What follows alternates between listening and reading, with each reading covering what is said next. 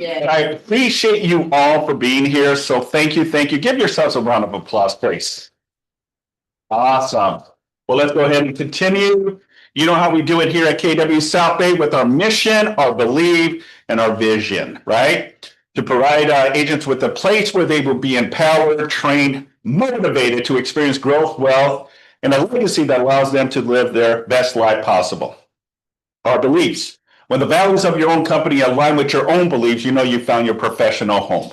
And our vision to achieve amazing professional and personal development so that KW South Bay remains the agency of choice. Absolutely. Thank you, thank you, thank you. Let's introduce our phenomenal Carrie with Fidelity National Home Warranty and also for providing us with lunch. So thank you so much. Yes. It's good to be here and see all of your faces. Yes, as Simon was saying, I know I think there's two major big, probably 3 or 4 graduations today. So I know Redundant Unions today, West Ties today. I kind of live over there, so I drive by all of everything all set up. So it's kind of an exciting time. I have a junior, so we'll be walking out as a senior in high school today, and then a junior in college that's going to be senior in college. So I'm kind of already getting a little sad for my youngest to be going. I'm like, with my son, I was like, bye-bye. See ya. Go. Second time I'm like, oh no. But again, Fidelity National Home Warranty, we also do Disclosure Source NHD. So I put some flyers on some information. Disclosure Source. There's a lot of different companies. Just to let you all know, it is an unregulated industry. So why would you choose Disclosure Source NHD out of our competitors? Our reports are concise, complete, and the most up-to-date maps. As you probably all are aware, they've just updated maps, which is important for our industry in this area because we do service San Pedro, Palos Verdes, Rancho Palos Verdes, and they have a lot of it has been turned into a high fire hazard zone, as you might know, Santa Monica as well. So that's been some changes. So you will, when you're ordering your NHD, make sure you're ordering it right at the beginning when you're opening your listing and ordering everything, order NHD right away so you can read it thoroughly and discuss it with your clients.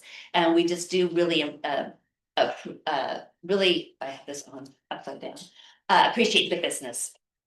And then finally with NHD, Fortune 300 companies. So Fidelity National Home Warranty is part of Fidelity Financial, which is a Fortune 300 company. So we have a lot of E&O insurance, which is really important to make you feel very confident with your clients. Changing hats to home warranty. Home warranty, as you all know, is part of the RPA. And when you're putting in who you'd like to use for home warranty, Fidelity is on the drop-down menu as well. I always recommend the 13-month Crest. That is, we did raise prices, so I just want to let you know when you're writing in the number that you'd like for your clients. The most comprehensive plan for the 13-month for a single family home is $895, and then for condo and townhouse is $805. So just keep 900 in the back of your mind so you're getting the most comprehensive coverage for your clients. They love to know about this. So if you ever need someone on your team, which would be me, Carrie, to speak with your clients and tell them what a home warranty is, what to expect, and how to place an order, please utilize me. I'm here for you. You have a lot on your plate, as I completely understand. So why not utilize just the home warranty portion and take advantage of having me help you out and save you time. So there's a lot of choices out there, so I really appreciate. We have a lot of people in here that use us, and we appreciate that. I see some in the audience, so thanks so much. Beautiful question for you, Carrie. Is this a 1-year home warranty, or is it? So we do have both the 12-month and the 13-month. And so the quote that I just gave you is for our 13-month. Why not utilize 1 more month of home warranty for your clients? It keeps them happier. Seems like when there's a claim, it's always when escrow's opened and right before this is going to expire. So you just want to utilize it to the most of your ability. So that's why I talk about that 13-month. That's a great question. Thank you. Beautiful. Awesome. Anybody else? Guys? No. Oh, yes, We can do this as like a closing gift for the client. that's a great, correct? yes, you absolutely can. You can pay for it. It can just talk to escrow and let them know that, and they can just take it right out of your commission. Oh, that's. So, yeah, so on the net sheet that they provide, the home warranty can be in there and then it just right there, very easy. And then that's a huge gift to your clients. We have like coupons that you can present to them at the close of escrow. You can hand them the policy, which we do have literature here in the office. All the vendors have a little area if you're just walking through the office to the right. So you could grab one of these and hand that. I can provide those for you. Oh, that'd be great. Yeah. Yeah, that's what I was wondering, like, how do you actually like present them? Yes, we have a little coupon that's in an envelope and it's very nice. Beautiful, so thank you. Thank you, Karen. Simon. Appreciate it. Let's give her a round of applause. Awesome. On the next slide, everyone, pull your phones out. Get your phones out, everyone. Get your phones out. Okay, so I want to introduce you if you're not already aware of it. Second here.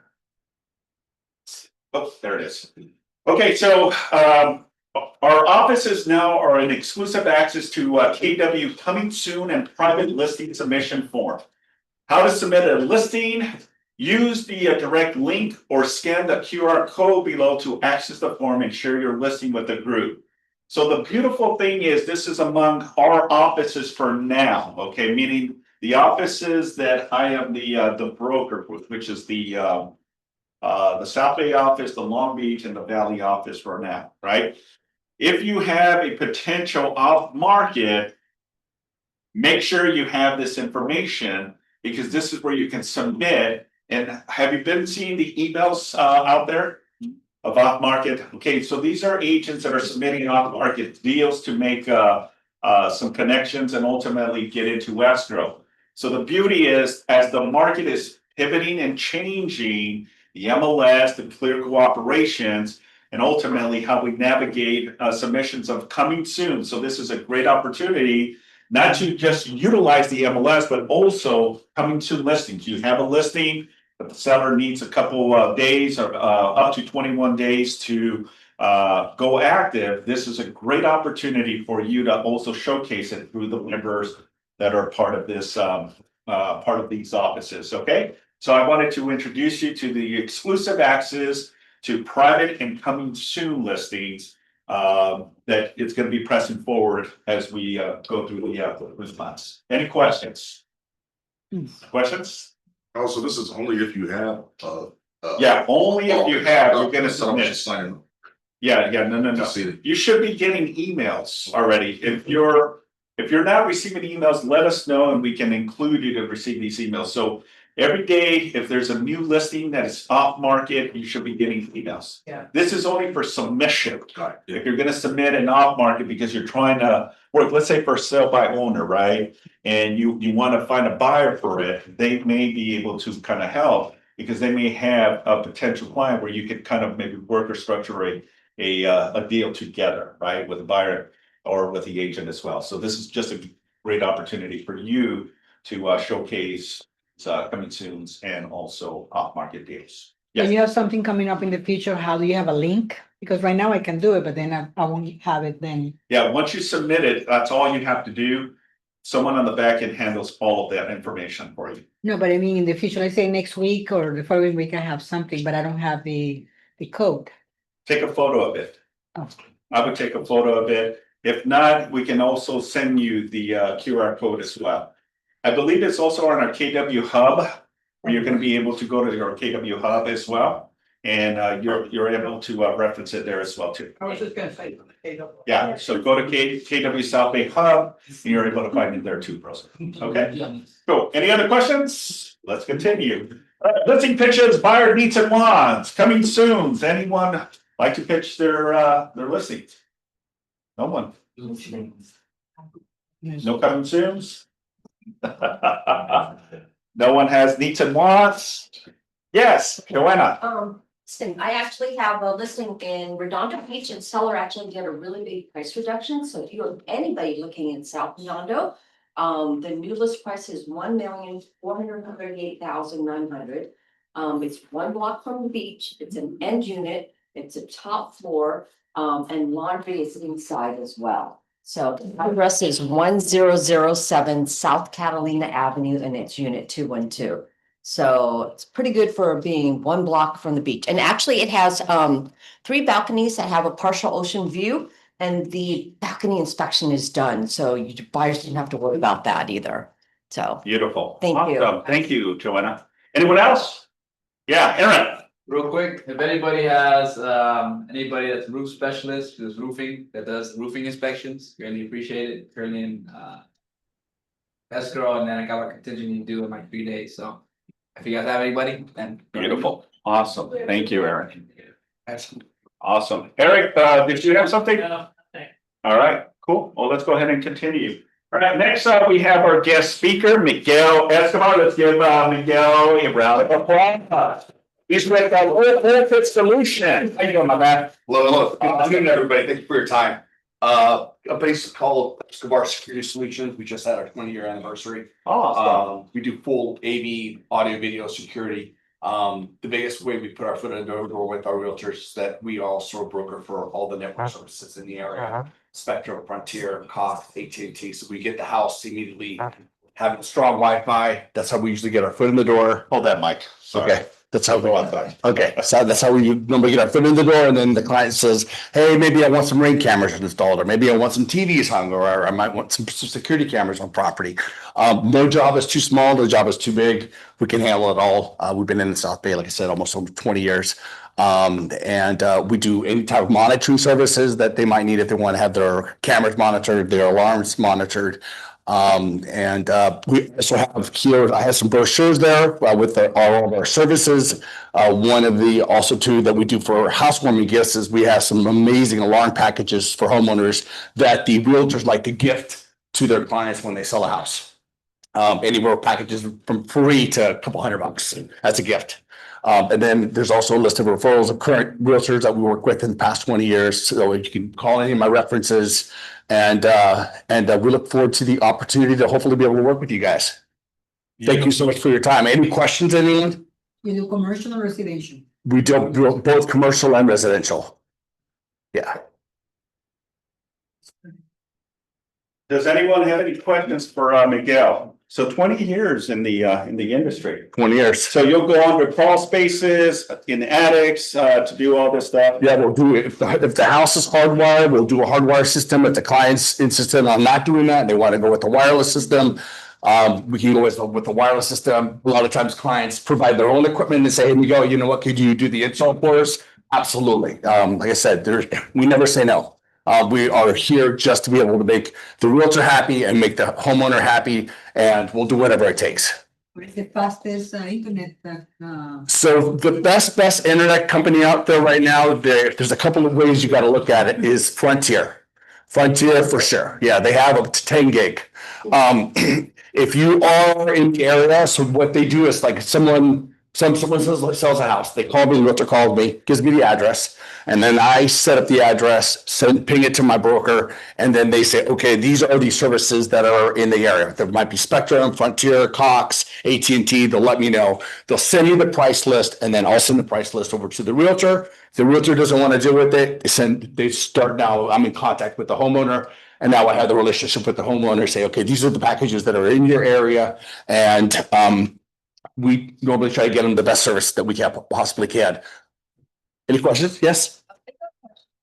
You're comparing it on the news where, like these criminals will go in and they'll disable the Wi-Fi, so they're able to get it. Is there a backup for that, or how does that work? Yeah, the modems have a backup way that you cannot get into and disable the Wi-Fi.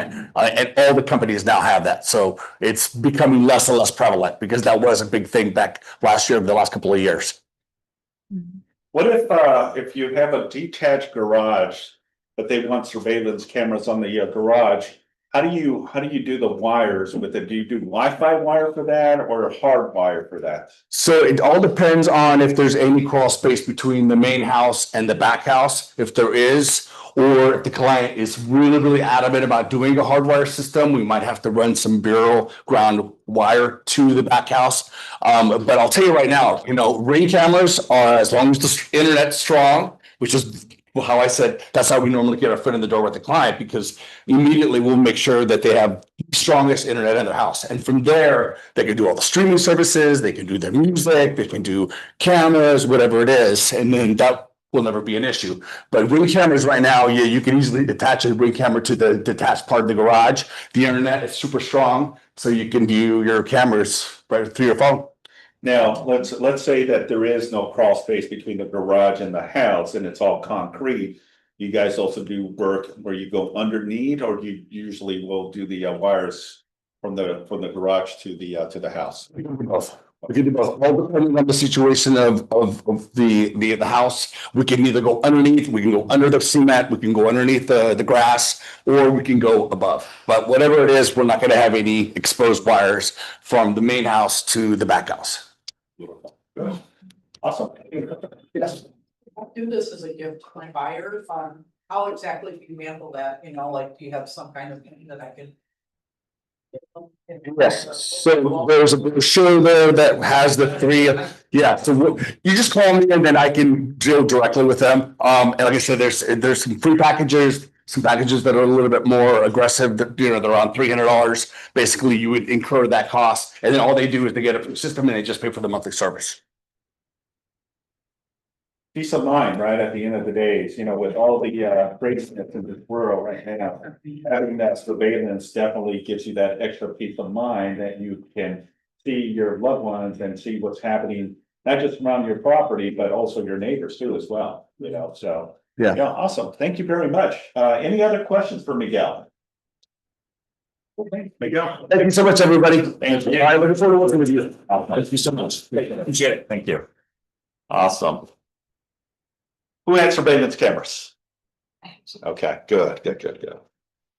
And not the phone cameras, I'm talking house surveillance cameras, so. Okay, going back here. Yeah, Natalie is out of town, so I have to manage this myself. Video. All right, so we're gonna do something a little different, and the good thing is it's a very small group today, so I think it's gonna work out perfect. All right, so I want to talk to you about handling expired listings and appraisal, the deficiencies and HOA deficiencies as well. Okay, so we're gonna break into different groups. Okay, we're gonna have group 1, group 2, and then group 3. All right, so the first scenario that we're gonna be launching and talking a little bit is about expired listings. You're speaking with a homeowner whose listing recently expired and they're frustrated and unsure about relisting. Okay, that's going to be scenario number 1. Okay, so I want you to think, okay, and once you are part of the group, I want you to mastermind amongst yourselves and really get a good understanding of how you're going to be able to lock in that listing. How are you going to get that listing? So come up with some solutions and how you're going to navigate, and then we'll share those answers to the rest of the group. Make sense? Okay. Scenario number 2, okay, is an appraisal discrepancy. The appraisal came in $50,000 below the agreed purchase price.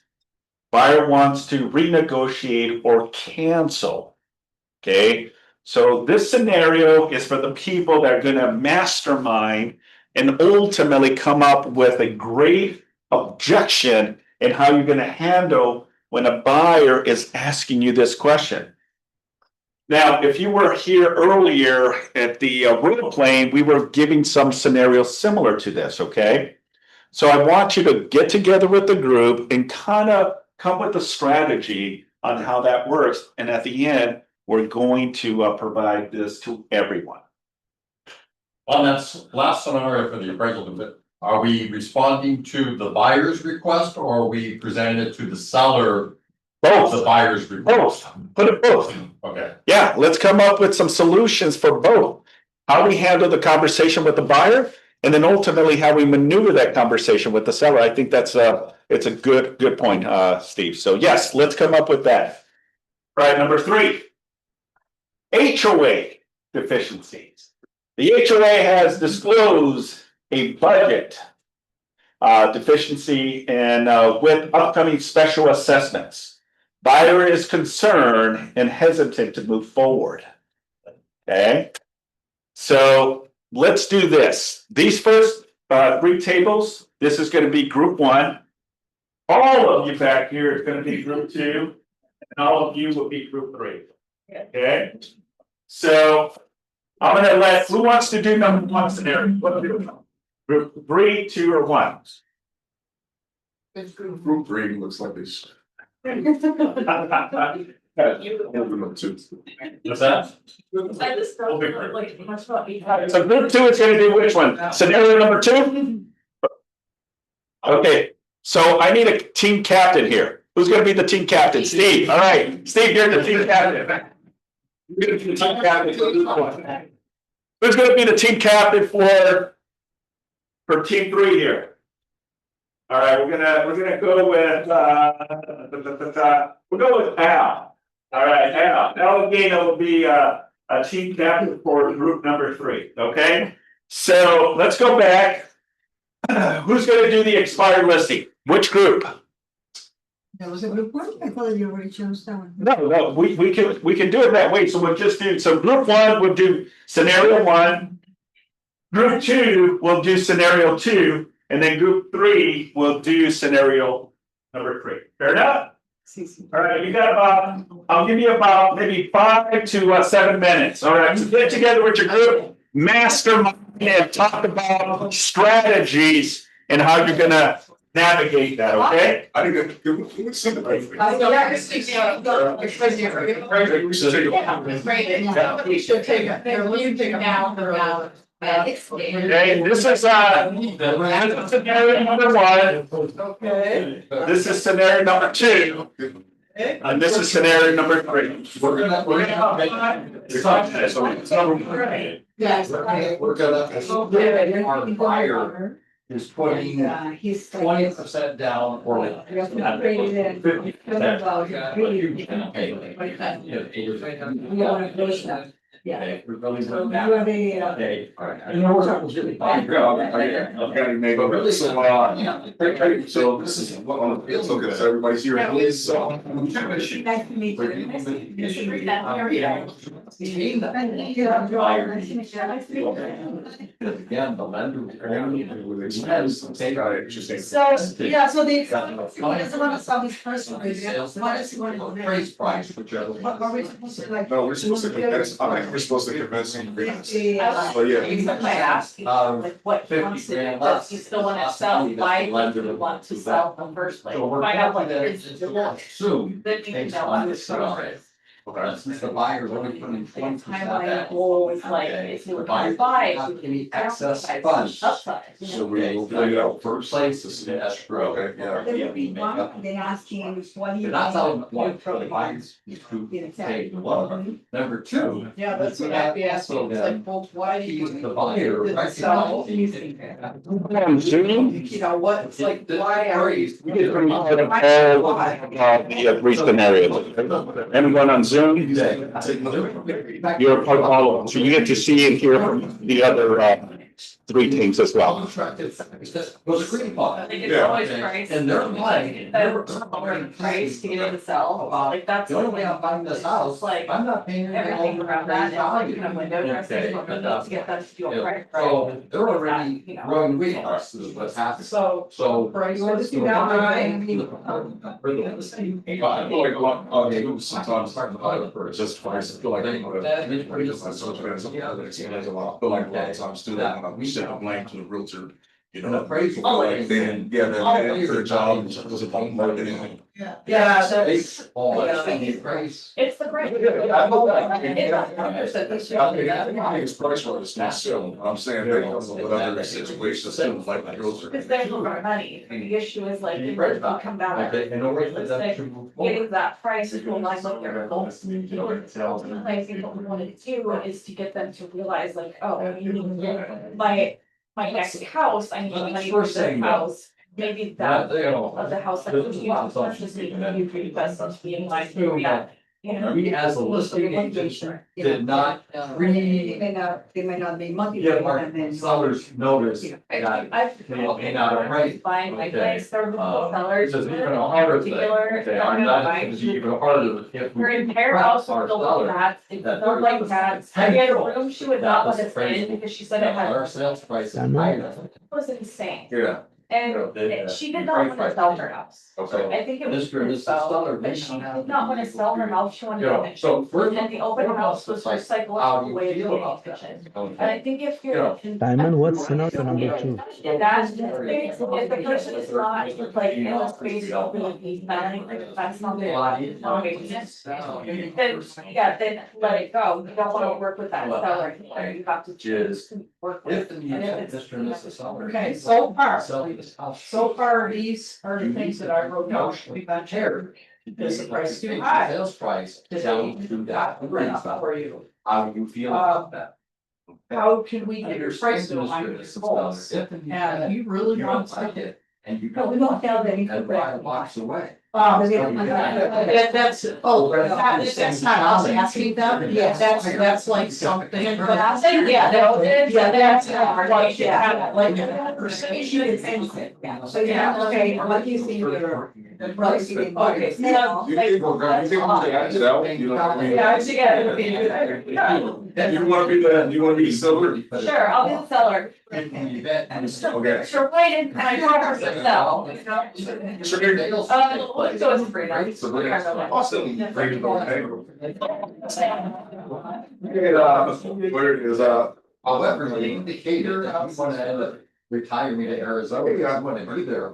You know, by the end okay, so I'm not speaking to you. Okay, so the price is too high, okay, that's the scenario, price is too high, so You know. I guess we're going They to have no available wanna funding. find out, like, They what do you already think made your the full house? request.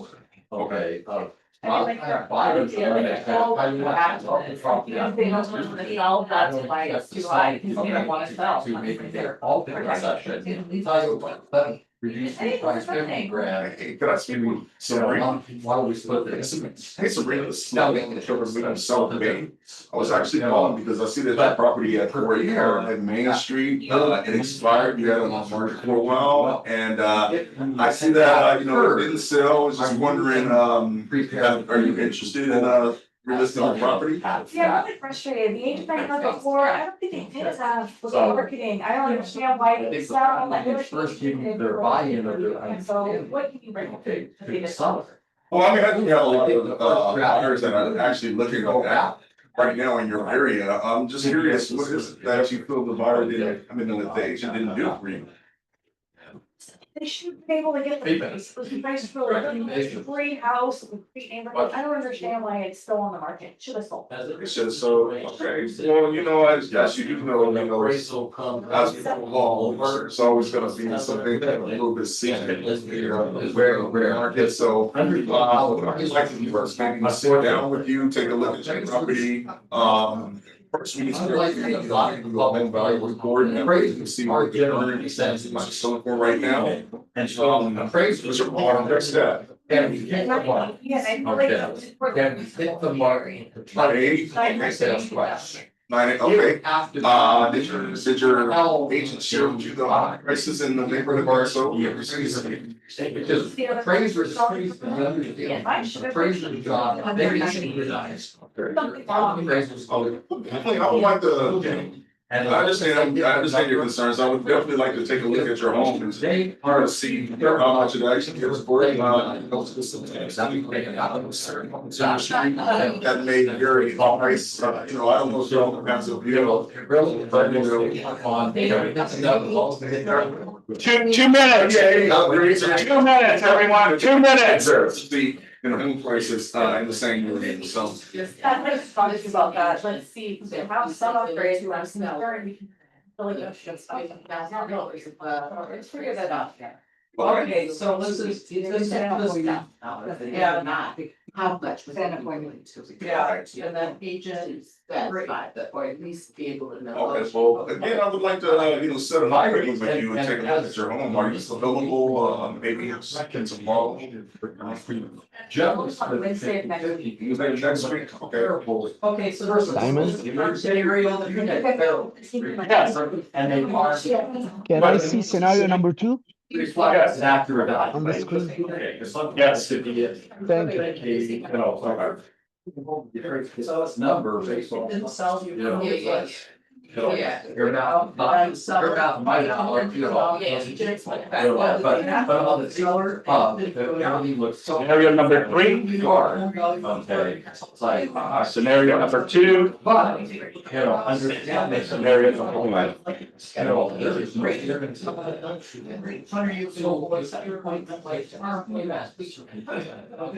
Right, yeah, but the thing too is just like, something like that, but I kind of trying to think something, I'll leave it articulate myself, really, but, just kind of explain to them too, they're just stuck in price, just don't know. No, not. Things are ever changing and really. Understand.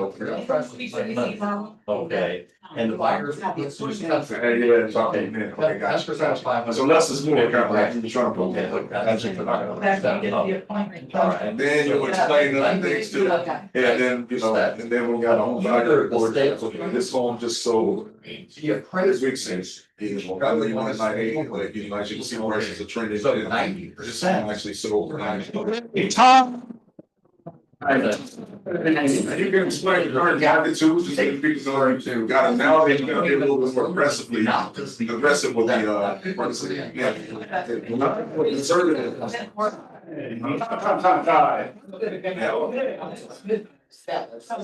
All right, let's get back to our seats. Very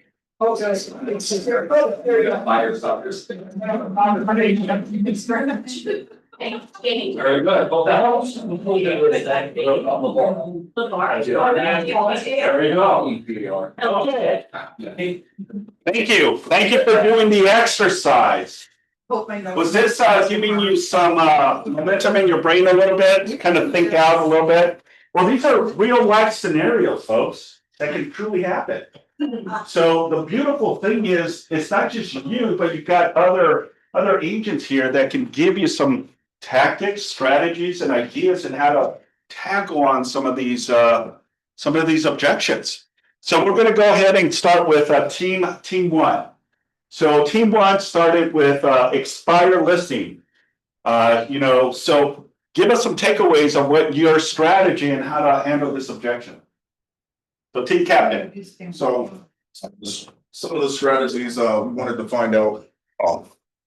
Some of the strategies we wanted to find out why the seller was frustrated and unsure about relisting. Of course, price too high always comes up.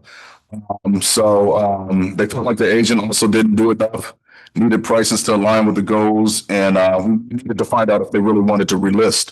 So what we did, we just tried to get down to the root of things of what happened. Basically said, again, price was too high. The agent didn't do enough. So, and those, getting that type of feedback, you kind of want to peel back and find out, what it is that the agent didn't do. Why did you feel that way? Of course, you want to set that appointment. You don't want to, I kind of feel like you don't want to go a little bit too deep before you get to the appointment and start, illustrating what a home in your neighborhood sold for. You want to wait till you get that appointment and start doing that. So, some of the examples that they gave was just that the agent didn't do too much, and I said, hey, I'd like to set an appointment with you, and I can go on and sit down with you and explain my 10-step marketing plan with you, and how I could market your property properly. It is a tough one, but yeah, just the whole time for the most part, I was listening. I think listening is key. You don't want to come off as someone who's gonna, if someone's telling you, I wish my home sold for 980, I can't tell them, okay, no, that's a little bit too high. You just want to find out the reasoning for everything and see if you could try to get that appointment, Yeah. Let's give them a round of applause.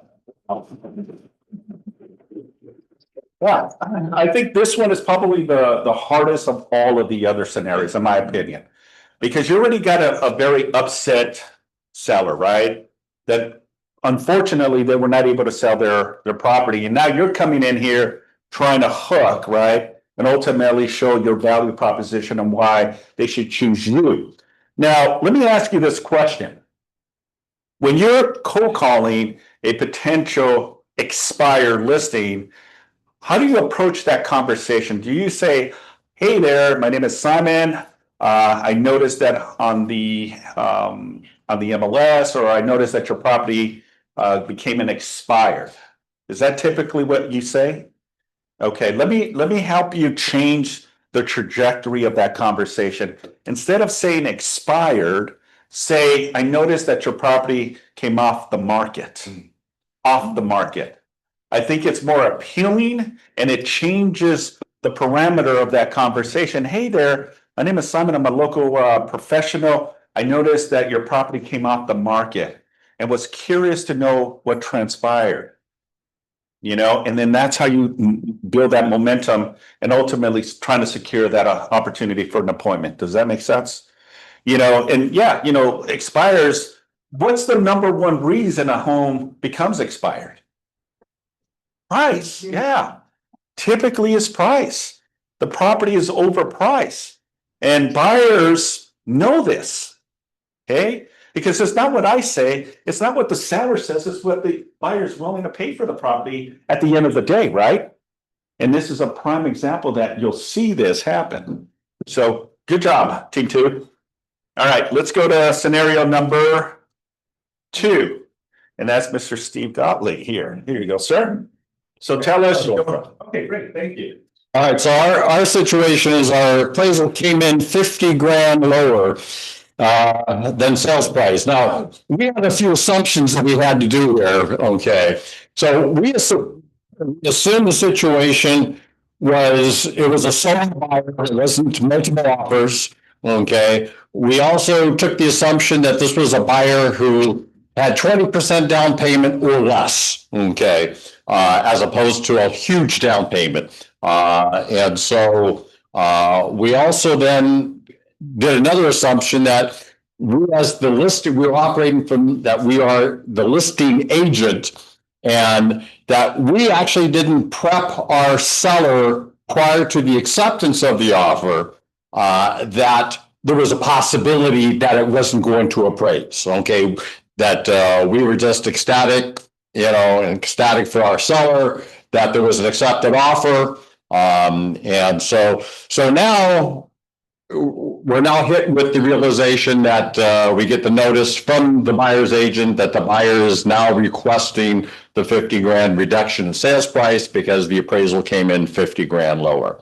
So we're approaching it now to the seller, I think, with the understanding and explaining to the seller that we have two situations going on. You know, one, we're having to try to be able to, as the buyer is doing two things. They're trying to A, obtain a loan, and B, probably even the most important thing is they're trying to emotionally stay connected to the property.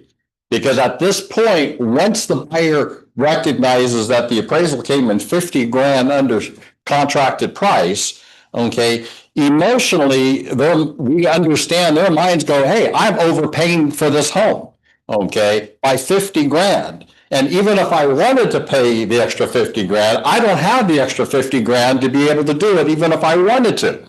So, but we recognize that emotionally, this buyer is already checking out. And so the other assumption is the fact that it was a solo offer. We recognize we probably don't have another backup offer behind it. So we're having to now explain to our sellers, okay, the situation that we now have to be able to keep this buyer engaged, okay, because they're already checking out. The fact that they made the request, the fact that the appraisal came in, they're already checking out.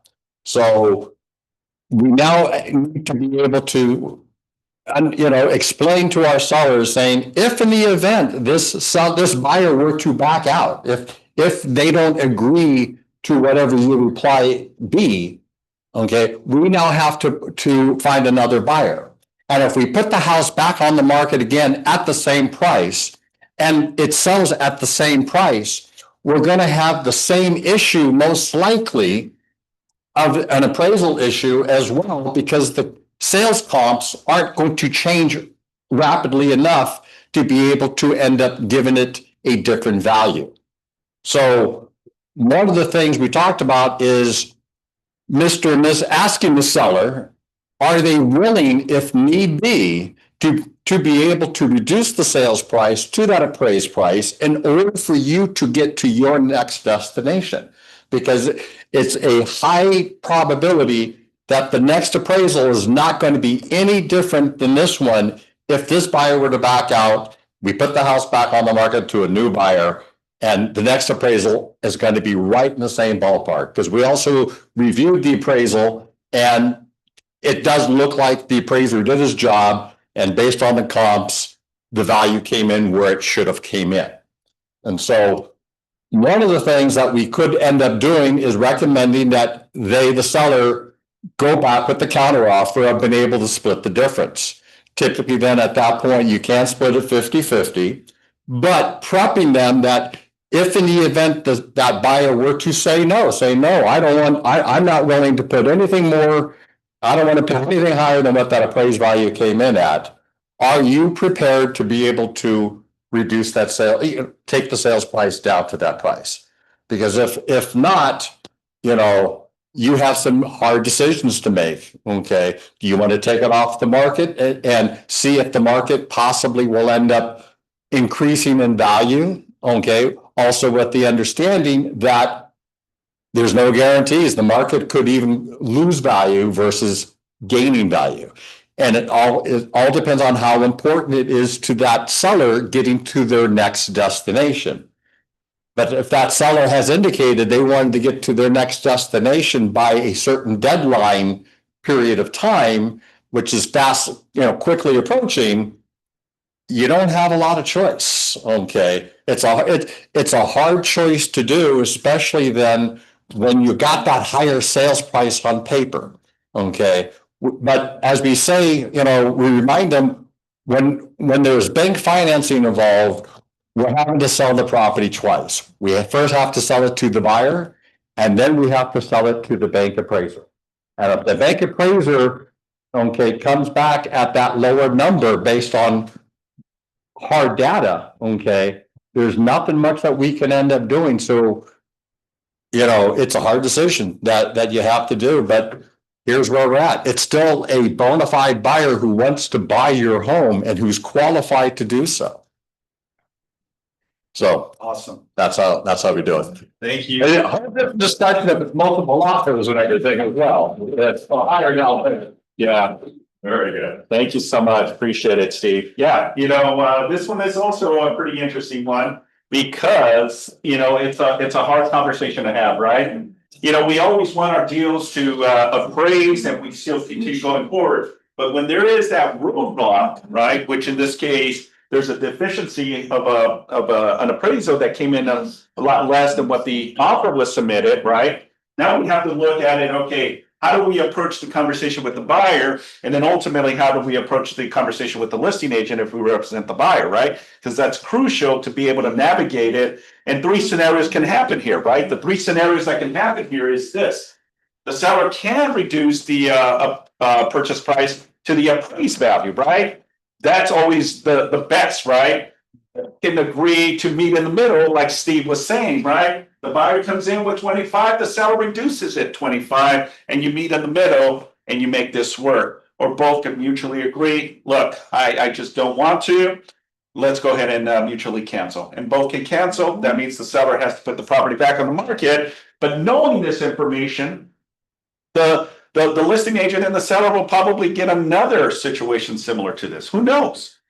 Now, a couple of scenarios you can do here is maybe see if the lender is willing to get a second appraisal out there and get a second opinion. And I've seen those situations happen where the next one, may not come in at, but it's a little higher, right? And it's now only 25,000, right? Where now both buyer and seller are willing to meet 50-50, you know? So there's so many variables in how you can approach it. Your job is just to try to push and get everyone to continue with the process. Yes.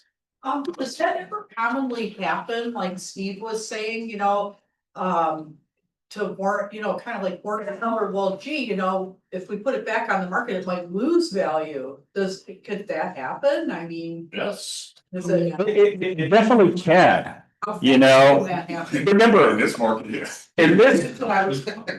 remember, price and appraisal is an opinion of value, right? Okay. Meaning if I get 3 appraisers out there, guess what? I'm gonna get 3 different opinions of value. All right, so every appraisal is not gonna be set in stone with the same value. So in essence the problem is you may get another appraisal that may be less than the one that you're in right now. So it's always best to work with the thing that you have right now, right in front of you. It's an open escrow with a buyer that is willing to continue. But then we just gotta take care of that little deficiency. And this is where both agents work together side by side to find the solution. And guess what? Not that I want to say this, but sometimes maybe giving up a little bit of compensation of your commission to make this work.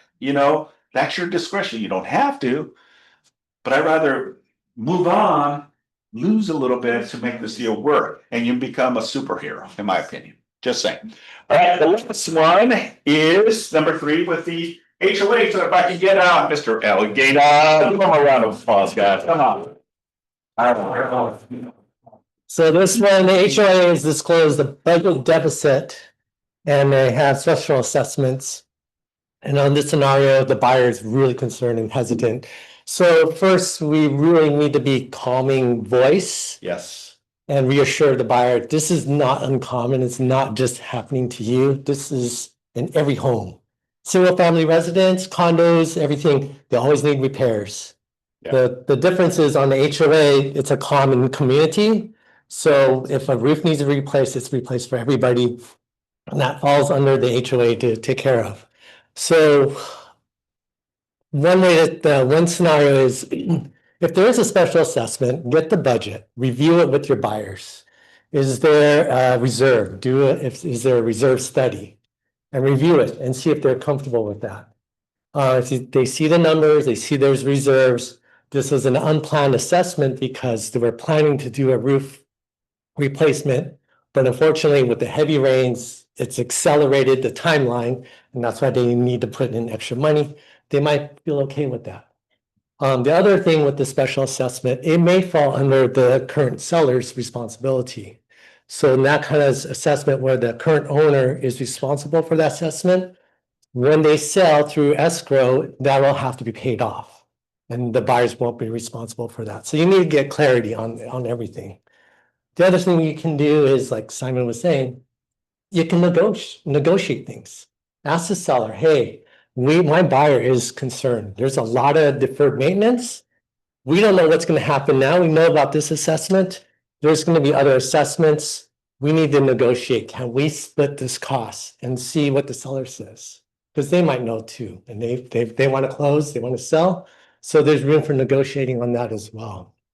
But I think the main focus is just being the reassuring, comforting voice, and don't panic. It happens all the time. Yeah, love it. Awesome. Let's give Al a round of applause. Very good point. So here's the way I would approach this. Okay, if you represent the buyer, right? You represent the buyer, you want to make sure that you're on top and getting the listing agent to order these documents. Because sometimes HOA drag their feet and you don't get them till closer to the end. But it's also important that the listing agent also is in communication and dialogue with the seller, because this is information that the seller is probably aware of. Okay, I'll give you a scenario. Condominium had a swimming pool issue. They needed to replace the concrete and redo the plaster. So they ended up getting 3 different bids. The bid that they came was $80,000 to do it. It was gonna take about, I don't know, about 2 weeks to get it done, maybe 3 weeks at most. And it was a small condominium. I think there was probably 14 units in total. So a couple of scenarios that the HOA president pitched was all the homeowners pitch in 3,000, 4,000, I don't remember the amount. And we can get this done. We can finance it as well and have like a line of credit. And then our HOA monthly fees get increased, okay? Now, the situation here is if you're in escrow with a buyer, well, the buyer may take the brunt of responsibility because once they sell, it transfers ownership. The new buyer is responsible, not the old. So as Al was illustrating, and to his point, it's all about negotiations. And those negotiations can be where we can put all the responsibility back on the seller. The seller is the one that is selling the property, understanding that there is a deficiency, right? Something has to give, otherwise it's going to be very hard to possibly sell this condominium, right? So if we cancel, that means that the owner is still responsible one way or another, put it back on the market and explain that same situation with the new buyer, right? And in hopes and praise that this new buyer may absorb that, right? So you got to look at it from all angles and how you maneuver this, right? But like to Al's point is the calming voice, right? You know, because during this time of negotiation, it can be a little bit of a chaos, right? It's just knowing and understanding how to maneuver this, right? Find the win-win in all scenarios, right? And that's how you kind of handle that. Because again, the buyer's going to say, oh my God, we got to come up with $4,000 or our HOA premium. That may change our mortgage too. We may not qualify because now it's an additional $150 on top of what we're already paying for HOA. So there's many variables that can happen with that, right? And at the end, if we cannot come to a solution, then unfortunately the buyer backs out and go find another property that doesn't have these issues, right? But we're seeing more and more HOAs having these type of deficiencies too, and reserves. Sometimes reserves are crucial. Lender gets copies of these financials and they see that as a risk and they will not lend on that. So that's a hurdle in itself. If the lender's not willing to lend, then you're out of luck. There's nothing you or the seller can do to negotiate. They're not going to lend because of the deficiency in reserves that the HOA, and these are managed wrong. They're not collecting. Maybe there's a lot of turnover where people are just not paying their HOA. There's many reasons behind it, right? And that can alter your position. That's in that situation, you got to go find another property. That's simple. So thoughts, questions, and concerns. Was this a good exercise? Yes. Yeah. I got another question about expires. What do you think as agents? Do you think if somebody's pursuing expires, do you think we should start with recent expires or maybe look at expires that have been off the market maybe like 3-4 months? Good point. I would say tackle on everything. New, freshly expired, and six or a year listings that have not come on the market. There's an opportunity in everything. Maybe the one that just became an expire was because they were just pissed off and the listing agent was not allowing them to release the listing, right? Because there's nothing on the agreement that says that you can cancel, right? So they were just writing it and they were ready to put the property back on the market, but they had to wait to that expiration. So that's a great opportunity. You may be the first that picks up and they just says, yeah, I want to put this property back on the market. Okay, that may happen. Or the scenario could be is, you call an expire that is 6 to a year and you call and they just was waiting for that time frame and now they're ready and in that position to put the property on the market. So either or I would call new or old expireds. Make sense? Cool. Awesome. All right. Well, I'm glad you like this exercise. Yes. And thank you for the team captains for participating. Appreciate it. Yes. I have a question on the HOA deficit. Uh, So every time that we're dealing with an HOA, we're supposed to ask for those documents. yeah, part of the process, when you submit an offer and it's an HOA, there is a section on part page 2 of the RPA of allocation of costs, I believe. On there, it says who is responsible to pay for the HOA documents. Usually you'll check seller to pay. And then it's our job and our duty to make sure, how soon is this HOA will provide the documents. Typically, a good running HOA will do it pretty quick within a week or so. But there's a lot of HOAs too that they drag their feet because they're still waiting for the cost, because there's a cost anywhere from $300 to $350 to $400, because there's stacks of documents that you have to review, the bylaws, the policies and procedures, the do's and don'ts, and then the actual P&Ls, the profit and loss, and all of the reports, right? All of that is part of the package deal, because that's what the lender gets. And the lender will scrutinize all this and get their underwriter to verify that there is any concerns or issues, because ultimately the consumer doesn't see it, but the lender is the one that needs to see it. Because what happens is, if there's a problem and the buyer decides not to continue making the payments, well, it impacts the mortgage, right? If they stop making their HOA payments, HOA can ultimately foreclose, and put a lien against your property, right? And you incur costs too. And I see this happening all the time. So that's why it's vital and crucial that the underwriter and the lender reviews all these documents. So the sooner you get those, the faster you can get through that process in the next step. What do you normally? Follow up. One second. Yeah. If the deficit is too high on the HOA, can the HOA file for bankruptcy? Absolutely. Yeah, the HOA can file for bankruptcy. But, the question is, it depends on the complex, right? If it's 100 units, that's a big thing. The homeowners can sue the HOA.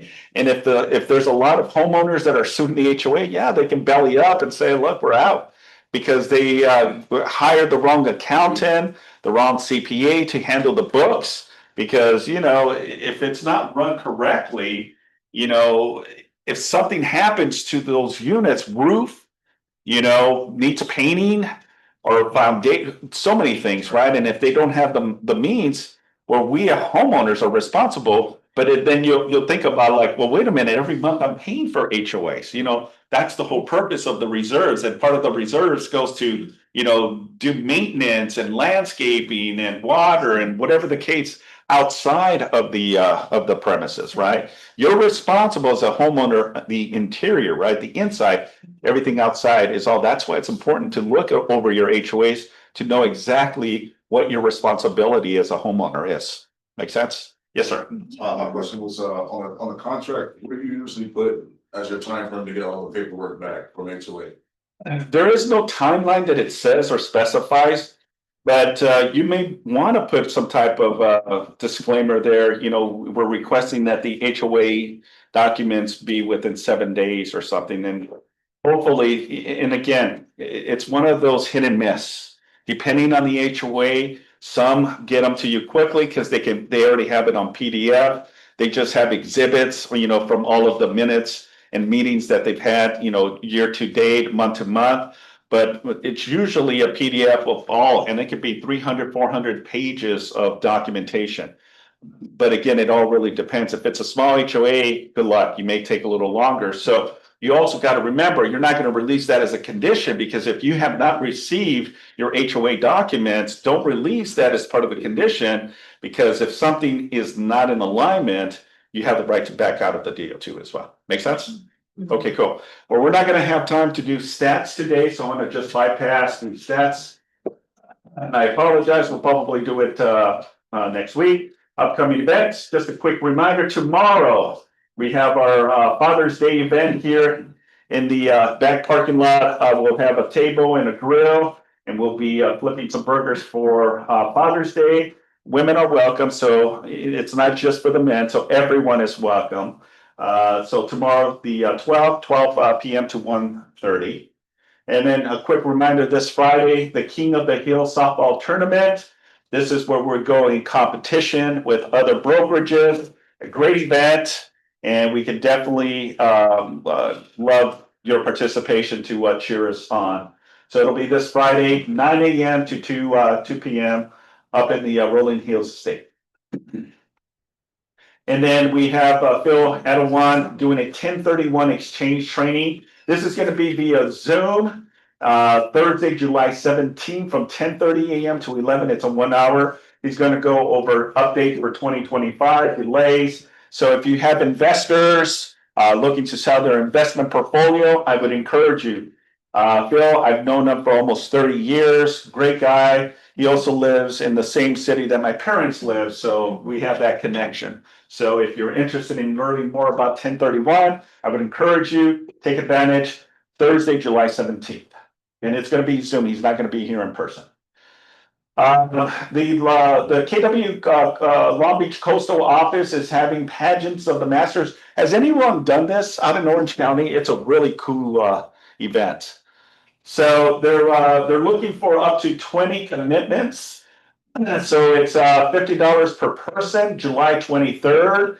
It's out in I believe it's out in Laguna Niguel, Laguna Beach. Yeah, so it's a really cool thing. So what it's like looking at that portrait, right? And it looks like a painting, but then they come alive. So it's real people. It's really, really cool. Yeah. You have to experience it one time in your life. Has anyone done that? Yeah, it's really, really cool. So the Long Beach office is promoting it. If you're interested, it's $50 per person, July 23rd. We need at least by the 12th, which is what, tomorrow, right? No, Friday.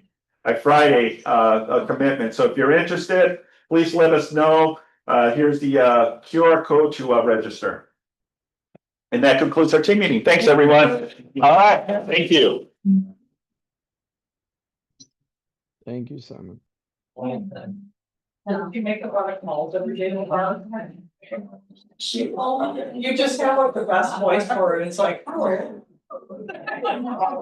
Still get looked up on the phone. Yeah, maybe people listen to me.